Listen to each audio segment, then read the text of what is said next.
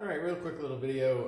1952 Triumph 650 Thunderbird, 6-volt positive ground system. I'm not having any electrical system problems. I did just finish putting in the Gamatronics LED on here. I like these a lot. You can set them for 6 or 12 volts and it turns green if it's got 6 or whatever you set it to. And as it falls off of that, it turns yellow and red so you can tell whether you're charging or not. I mean, I also have the ammeter on the regular headlamp setup, but I kind of like knowing down here, and I also like the indication that the switch is on. I did put a key lock on here. Really, if you know pre-unit Triumphs with magnetos, you know the inside joke there, but the reality is that I keep forgetting to turn off the lights, and I think the key switch will probably help me do that, plus the little indicator. And I put a fuse underneath it too. Just another tip, I also refused the charging port because, of course, the bare one, when you disconnect it, is the positive, which, or the bare one is the negative, which, of course, in a positive ground system is not a great thing. So I did put a fuse in that because the normal connectors don't come with a fuse, usually on the negative side, which, of course, you need. So anyway, long story short, what I'm trying to do here is I don't have an electrical system problem, but I do notice that when the bike is running low or off, and the headlight goes on, the battery tanks pretty quick. And that just kind of bugs me just because the headlight is a big draw and it doesn't seem like it's necessary. But for 6 volts to put out that much light seems to be a hassle. So I picked up a LED headlight that's supposed to work on 6 volt or 12 volt positive ground or negative ground. And I thought I would try it out. So what I'm going to do here is I've just finished topping off the battery with the trickle charger at 6 volts. I'm going to disconnect that, and I'm going to flip the light on and watch how quickly the headlight drains. It's already yellow. Usually it starts out green at least. And we'll see how quick that starts flashing, which will be the indication that it's dropped, down to 5.5. There it goes already.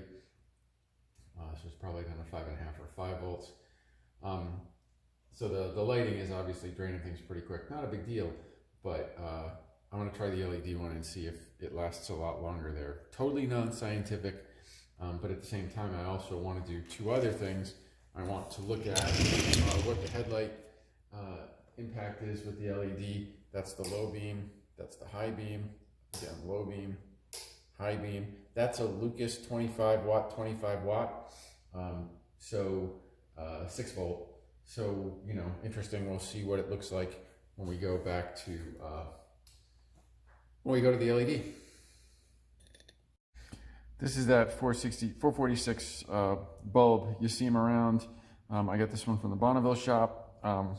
It was fairly quick to get it. It does have the fitting for a normal Lucas 6 volt bulb. And of course the high and low beam connector and the little notch.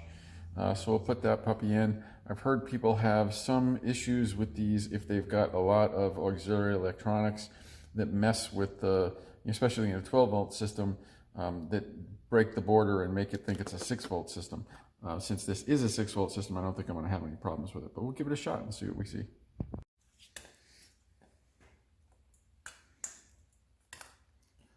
Push and twist. So simple enough. Old Lucas bulb comes out. Funky new technology goes in. Now, I'm all for staying original, but I do like to be able to ride and breathe and stay alive. So I've had enough near misses in the last couple of months that bright is good.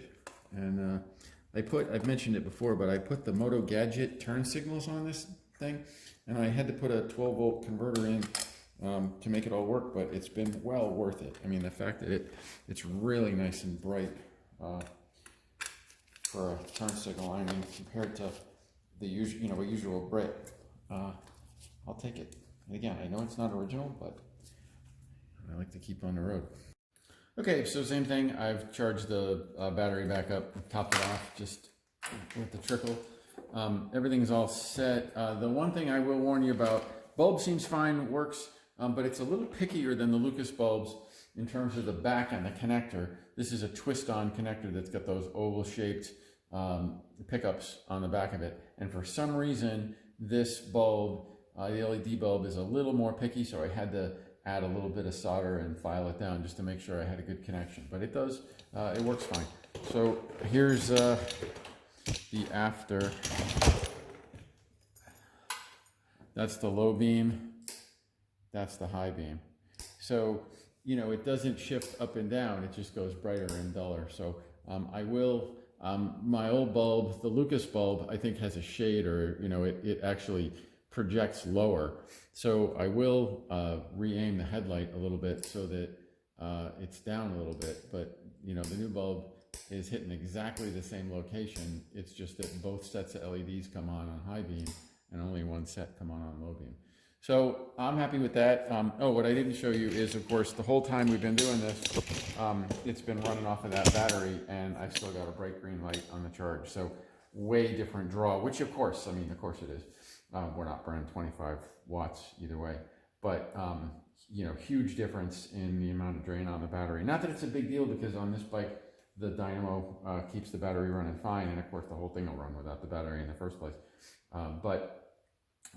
You know, a positive change. I'm happy with it. I think I'm going to do the same thing on the Norton 850, because unlike the Triumph, the Norton will cut out if the battery dies out flat. So nice to have a significantly lower draw if you're limping home because you're not getting the charging. So I think I'm going to do that on the same one. Again, happy with the bulb, happy with the projection. I'll just adjust the angle a little bit, because clearly the beam is the same both high and low.